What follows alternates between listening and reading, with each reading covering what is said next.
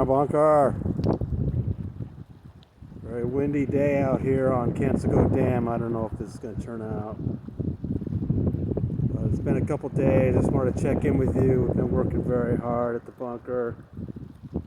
We've brought you some pretty unique stories you're not going to get anywhere else. I want to thank Chris Shelton for bringing me in on the interview with the jury foreman for the Danny Masterson trial.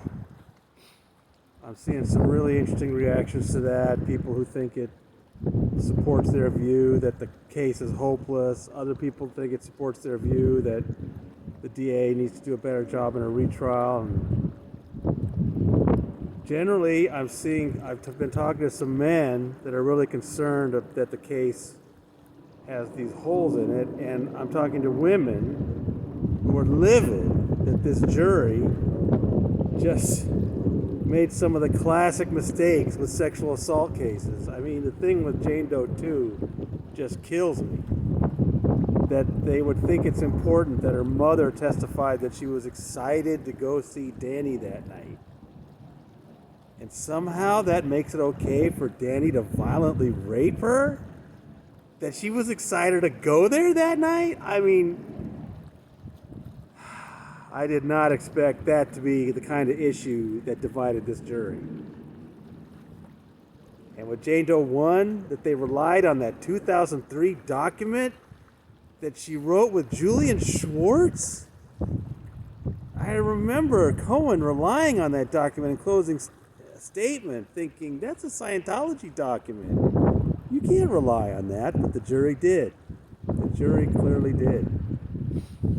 I don't know. I personally see a lot of areas where the DA can take advantage of this information and make some changes.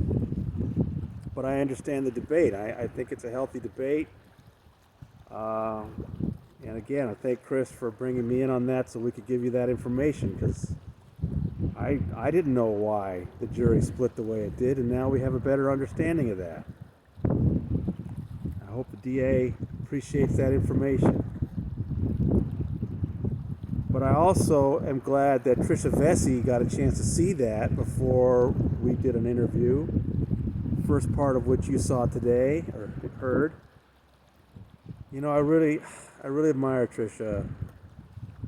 She didn't want to be a part of this case. She didn't want to testify. She didn't want her name out there. But she made the decision to do all those things. And it was a very brave thing for her to do. And of course, you know, as she says, it's just rape victims get beat up just like they always have.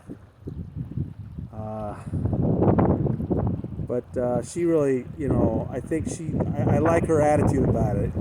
She basically took that jury foreman interview and used it as a launching pad for her own points about what the jury had done. I thought she made some excellent points in the podcast this morning. You're going to see she's making more in the second part. The second part's really strong. We get into DJ Donkey Punch. I know you're going to enjoy that. And we talk about some specifics of her incidents that at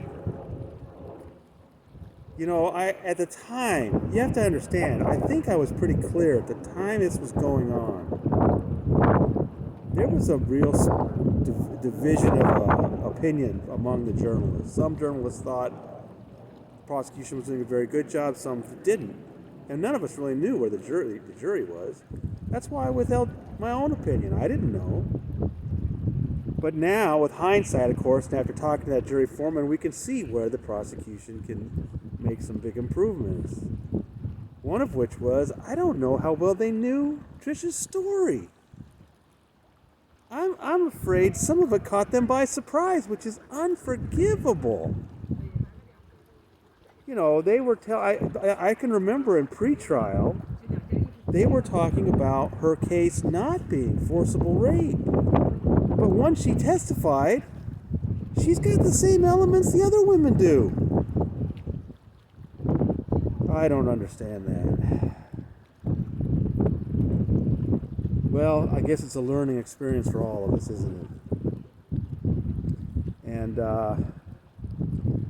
but I'm just glad that we've been able to bring you some things you can't get anywhere else. I was a little worried that after the trial was over, people would go elsewhere, but the audience is still strong. The response is strong. I really appreciate it.